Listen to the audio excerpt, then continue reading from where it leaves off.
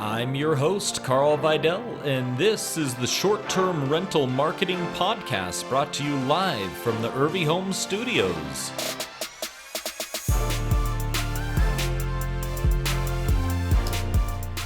All right, welcome. This is Carl Vidal. I'm coming to you today to talk about the Short Term Rental Marketing, which is one of my Facebook channels, and it's being brought to you live from the Irvie Homes home studio.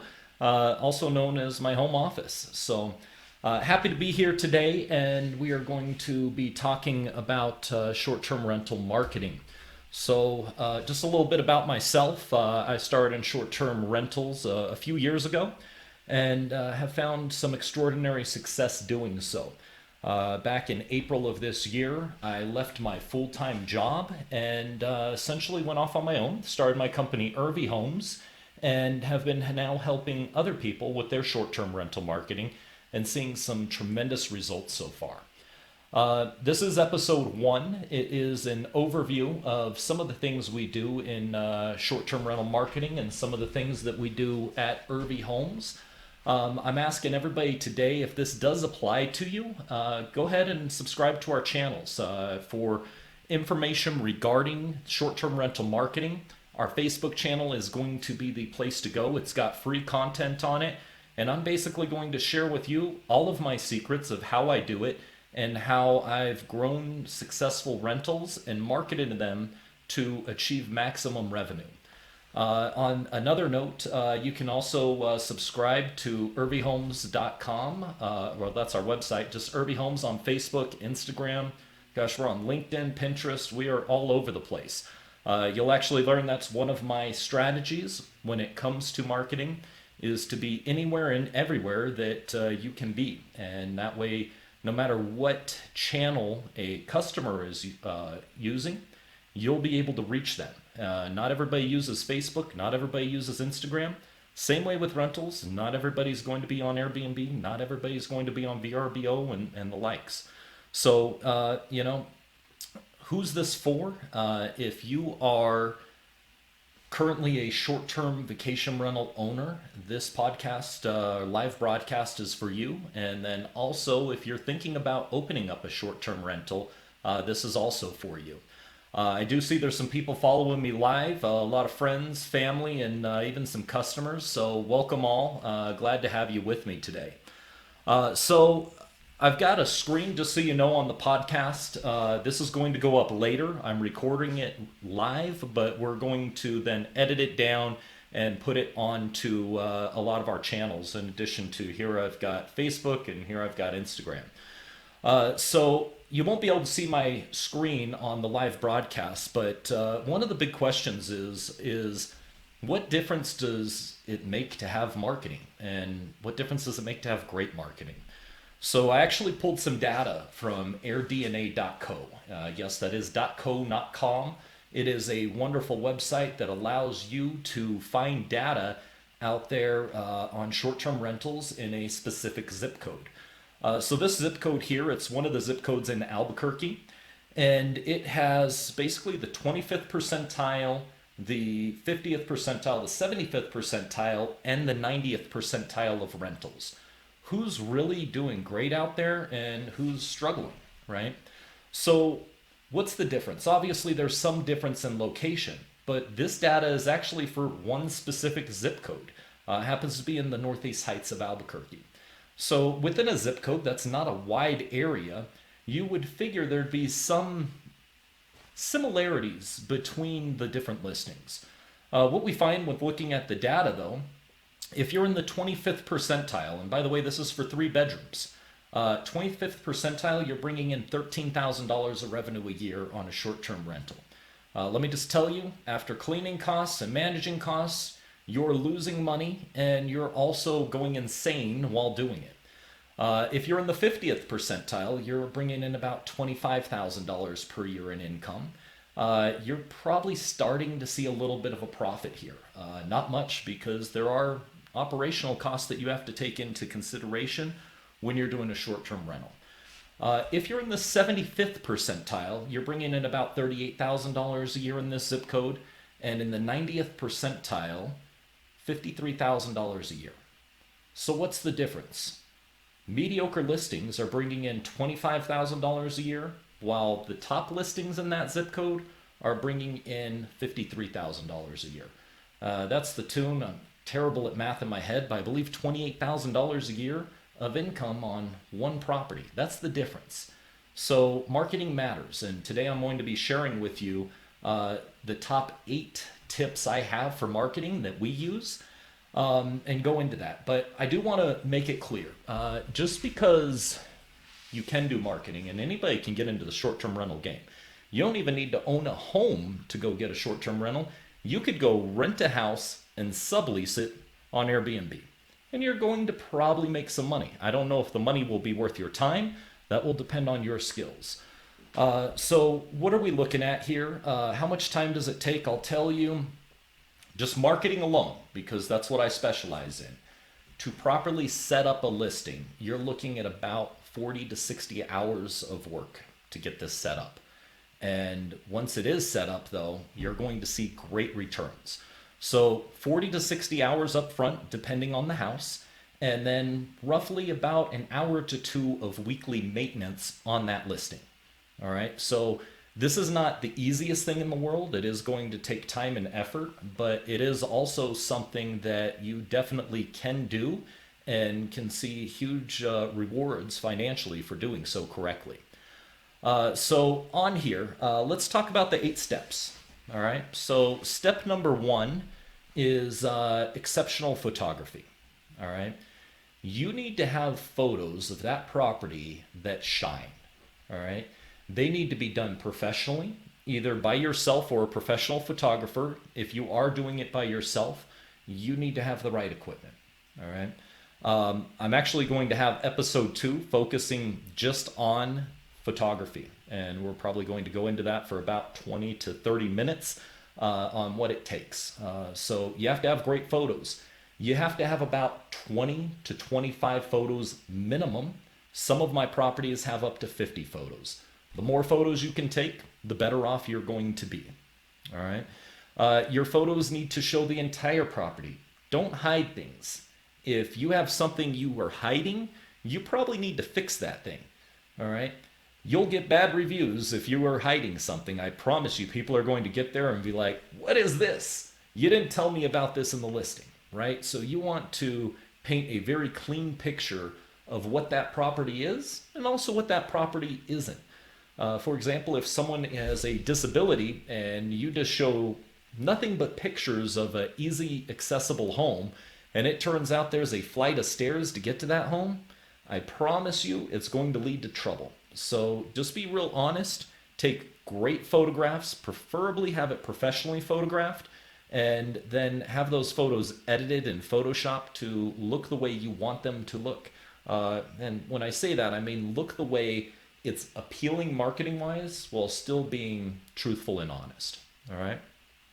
Next, compelling video walkthroughs. So anybody that's followed me for the last 6 months, every house that we have a video walkthrough of it.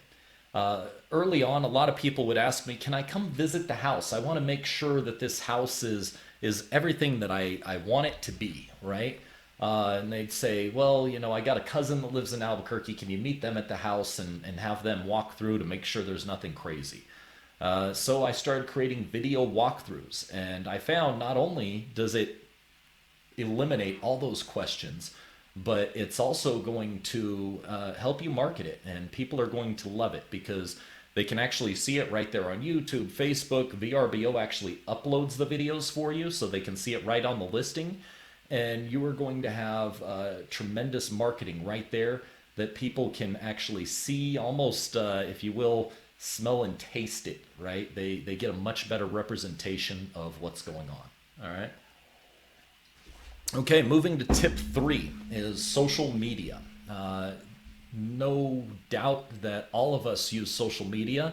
If you're watching me today on Facebook or Instagram, you know just how valuable social media can be. I mean, heck, we're sitting here on a Thursday afternoon, or is it Wednesday? No, it's one of those days, and we are talking live, watching this live broadcast. So social media, Each one of my properties gets uploaded, all the pictures, all the videos, the descriptions. I actually put them all right there on the social media page. I can't tell you, and thank you to all of my friends and acquaintances and family, how many of you book our properties weekly. I get requests from you and referrals, and I can just tell you I cannot do this without you. And through social media, we're able to connect and able to bring you those properties live. All right. So tip 4, amazing descriptions. So this one to me is not the easiest. I'm not the greatest writer in the world. I've got a great college degree and I can do some decent writing, but when it comes to making things wow, making them pop, this is another thing that I outsource. I actually employ professional writers, and you can employ them too. Go out and have them write an amazing description. You can essentially search for copywriters out there or professional writers, send them the rough draft, and then have them fix it. For me, our writers actually sit down with all the pictures, all the videos, and they do the whole thing beginning to end because, well, they're better at it than me. I found when they're going off of my first draft, it's still choppy versus when they just let their creative juices flow. They put excellent descriptions out there. All right. So tip number 4, keywords. All right. When you're looking at, for example, Airbnb, all right, they are choosing which listing they're going to put at the top of search results based on what a customer is looking for, what the guest is looking for.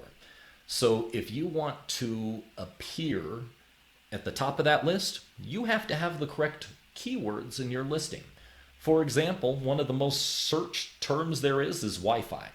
If you have Wi-Fi in your listing, you're going to move up on the rankings.